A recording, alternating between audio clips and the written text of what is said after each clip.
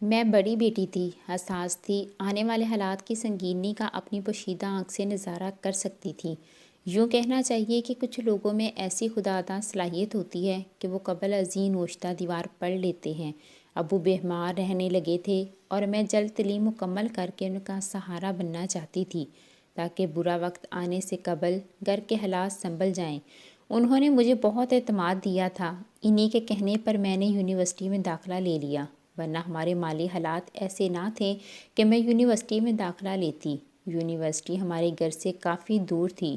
میری زندگی کے یہ سال بہت قیمتی تھے، ہر حال تعلیم حاصل کرنا چاہتی تھی۔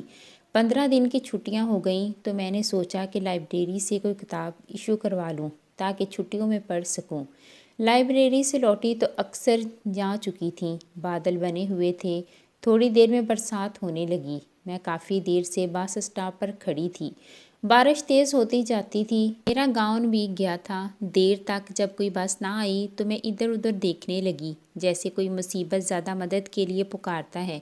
اچانک ایک نوجوان کی نظر مجھے بھیگتی ہوئی بے بس لڑکی پر پڑی جو اپنی گاڑی میں بیٹھ رہا تھا۔ وہ میری طرف آیا اور کہنے لگا، محترمہ بارش تیز ہونے والی ہے، موسلا دھار برسے گی اور پھر کوئی سواری نہیں ملے گی، آ جائیے میں آپ کو چھوڑ دوں۔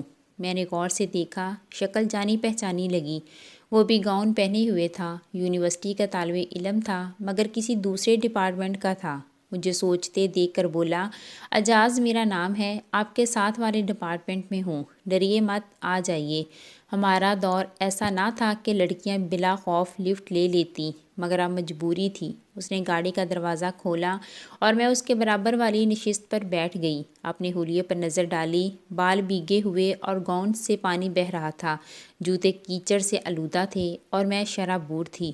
راستے میں اعجاز نے مجھ سے گفتگو کی، اس کی باتوں کا جواب ہوں ہاں سے دیتی رہی کیونکہ اس کی گاڑی میں بیٹھ کر احسان مندی کے بوجھ تلے خود کو دبا ہوا محسوس کر رہی تھی۔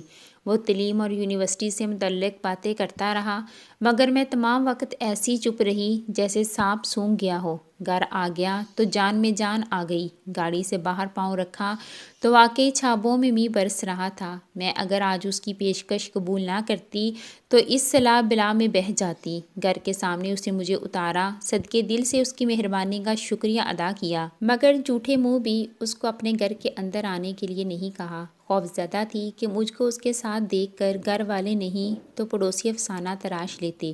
اس دن کے بعد وہ اکثر اپنے شعبے کے ساتھ والے ڈپارٹمنٹ میں نظر آ جاتا، مجھے دیکھ کر دور سے سلام کرتا، میں سلام کا جواب دینے کی بجائے سر جھکا لیتی۔ وہ نہایت جوشیلا اور زندہ دل نوجوان تھا، یونیورسٹی کے تمام فنکشنز میں حصہ لیتا تھا، بحث و مباحثہ کی فنکشنز میں حصہ لیتا یا معاشرہ یا ڈراموں کا سلسلہ، کوئی موقع ہاتھ سے جانے نہ دیتا۔ بہت جلد اس کا شمار نمایاں اور مشہور طالب علموں میں ہونے لگا۔ اب وہ ایک طرح سے اس عملی درسگاہ کا سرمایہ تھا جہاں ہم تعلیم پا رہے تھے، سبھی اس سے بات کرنے میں فخر محسوس کرتے تھے۔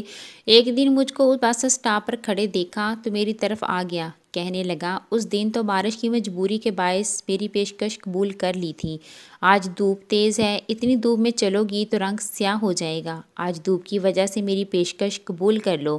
یہ کہہ کر اس نے اپنی گاڑی کا دروازہ میرے لیے کھول دیا۔ اتفاق یہ کہ اس روز باہر کسی ہنگامی صورتحال کے باعث بسیں بند ہو گئی تھیں اور میں اس امر سے لا علم تھی، سو آج بھی مجبوری تھی، میں پھر بھی اپنی جگہ جمی ہوئی تھی۔ اگر اس دن تم کو صحیح سلامت گھر پہنچا دیا تھا تو آج بھی پہنچا دوں گا، اب مزید وقت ضائع نہ کرو، باہر اچانک گڑبڑ ہو گئی ہے، ہنگامی صورتحال کے تحت بسیں نہیں چل رہیں۔ یہ سن کر میرے ہوش اڑ گئے، ان دنوں موبائل فون تھے نہیں کہ پل پل کی خبر ہاتھوں میں آ جاتی۔ کچھ پریشان ہو کر اس کی جانب دیکھا کہ جیسے میری آنکھیں پوچھ رہی ہوں، سچ کہہ رہی ہو۔ بہت گرمی تھی، مئی کا آخری ہفتہ تھا، تاکہ دھوپ میں اتنی تیزی تھی کہ تمازت سے میرا چہرہ جلا جا رہا تھا۔ 2-4 لمحے سوچنے کے بعد میرے قدم مجھے اس کی گاڑی کی طرف لے جانے لگے۔ پہلی ملاقات کی طرح یہ ملاقات اجنبیت بری نہیں تھی، مجھے لگا ہم میں دوستی کا رشتہ قائم ہو گیا ہے، ایسی دوستی جو خالصتاً خلوص نیت پر مبنی تھی۔ آخری پرچے کے روز وہ مجھے حال سے باہر ملا، شبہ تارا، کیا تم مجھ سے شادی کرو گی؟ مجھے لگا جیسے اس نے میرے دل کا نشانہ لے کر فائر کر دیا ہو، تبھی بے اختیار میرے منہ سے نکلا، ہرگز نہیں، کیونکہ شادی میری زندگی کا مشن نہیں ہے، تمہاری زندگی کا مشن کیا ہے؟ وہ میں بعد میں بتاؤں گی، میں نے جواب دیا تھا، کیونکہ مجھے معلوم تھا کہ تعلیم مکمل کرنے کے بعد مجھے ملازمت کرنی تھی۔ ابو خاصے بیمار تھے، ان کا کاروبار ٹھپ ہو چکا تھا، تھوڑی سی جمع پونجی جو بینک میں تھی اس پر ہم لوگوں کا گزارا تھا۔ مستقبل میں مجھ کو اپنے والد کا ہاتھ بٹانا تھا۔ شبی، میں نے ایسے کوئی خواب نہیں دیکھے تھے جو اس عمر میں لڑکیاں دیکھتی ہیں۔ میرے جواب نے اعجاز کو اداس کر دیا، مگر نا امید نہیں ہوا۔ اس نے سوچا بھی 1 سال باقی ہے، دونوں تعلیم مکمل کر لیں گے تب وہ دوبارہ مجھ سے بات کرے گا۔ دوسرا سال بھی پلک جھپکتے گزر گیا اور ہماری جان پہچان اخلاقی حدود میں چلتی رہی۔ ہمارا جہاں آمنا سامنا ہو جاتا، رک رک کر ایک دوسرے کی خیریت دریافت کر لیتے، چند باتیں کر لیتے، ہماری جان پہچان اسی حد تک قائم تھی۔ انہی دنوں بہن نے گریجویشن کر لیا تو والد صاحب نے ایک اچھا رشتہ دیکھ کر اس کی منگنی کر دی۔ وہ اپنی زندگی میں ایک بیٹی کے فرض سے سبکدوش ہو جانا چاہتے تھے۔ میرا بھائی ابھی 10ویں میں تھا، اپنے پاؤں پر کھڑا ہونے میں اسے کافی وقت درکار تھا، اور ہم کل 3 بہنیں تھیں، لیکن قدرت نے کچھ اور کر دیا۔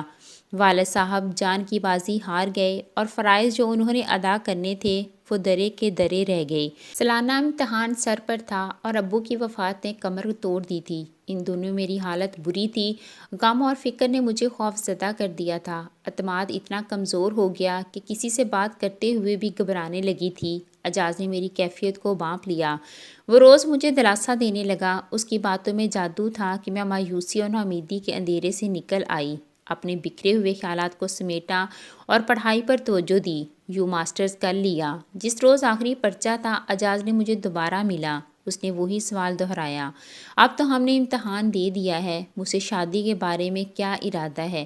مجھے آگاہ کر دو تاکہ میں اپنی امی کو تمہارے گھر بھیجوں۔ ابھی نہیں بھیجنا، ابو کی وفات کو تھوڑے دن ہوئے ہیں، امی صدمے سے نہیں نکلیں، ذرا وقت گزرنے دو، میں خود بتا دوں گی۔ میں نے بہانہ تراش لیا۔ اس سوال کا جواب میں ابھی نہیں دینا چاہتی تھی۔ وجہ موجود تھی، میں نے بہن کی شادی کرنا تھی اور چھوٹے بھائی کو پڑھانا تھا۔ فی الحال میں ان کی خوشیوں کے لیے تگ و دو کر رہی تھی، اپنی خوشیوں کی طرف سفر نہیں کر سکتی تھی، اور وقت کا کچھ اندازہ نہ تھا۔ یہ ایک لامتناہی انتظار تھا۔ میں کبھی کبھی اعجاز سے فون پر بات کر لیتی، بس یہاں تک ہمارا رابطہ تھا۔ میں نوکری کی تلاش میں سرگرداں ہو گئی۔ بالآخر ایک دن پڑوسی کی سفارش سے ایک فرم میں نوکری مل گئی۔ اعجاز نے کافی انتظار کیا۔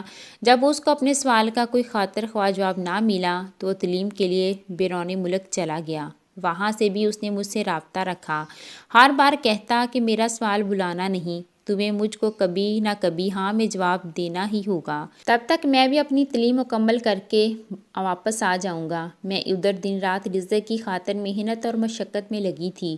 اب میں ہی گھر کی سربراہ تھی، میری آمدنی پر کنبے کا انحصار تھا۔ چھوٹی بہن، ماں، بھائی سبھی اپنی ضرورت کے لیے میری طرف دیکھنے پر مجبور تھے۔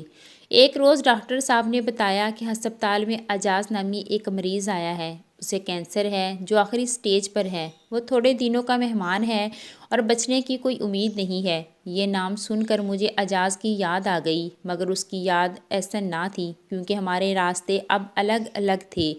اگلے روز میں کسی وجہ سے ڈاکٹر صاحب کے پاس ہسپتال گئی تو وہ اسی مریض کے متعلق نرس کو کچھ ہدایات دے رہے تھے۔ میں نے پوچھا کہ وہ کیسا ہے؟ چند روز کا مہمان ہے، جلدی مجھ سے بات کر لو، میں اسے دیکھنے جا رہا ہوں، انجیکشن لگانا ہے۔ یہ کہہ کر وہ چلتے چلتے باتیں کرتے جاتے تھے اور میں ان کے ساتھ چلتی جا رہی تھی۔ مریض کے روم کے سامنے وہ ٹھہر گئے، بولے رکنا چاہو تو میرے آفس میں بیٹھ جاؤ۔ میں نے کہا نہیں، مجھے جلدی ہے، ریحان کو اسکول سے لانا ہے۔ اچانک میری نظر کمرے کے اندر بیڈ پر لیٹے مریض پر پڑی۔ نرس اسی وقت وہاں سے نکل کر باہر آ رہی تھی۔ حیرت زدہ رہ گئی، کیونکہ یہ تو وہی اعجاز تھا جو کبھی جوشیلا، ہنس مکھ اور زندگی سے بھرپور ہوا کرتا تھا، جس نے مجھے مایوسی کی اتھاہ اندھیروں سے نکالا تھا۔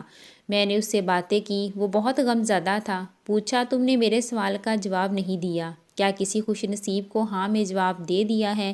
اس کی حالت دیکھ کر میں اسے زندگی کا آخری دکھ نہیں دینا چاہتی تھی۔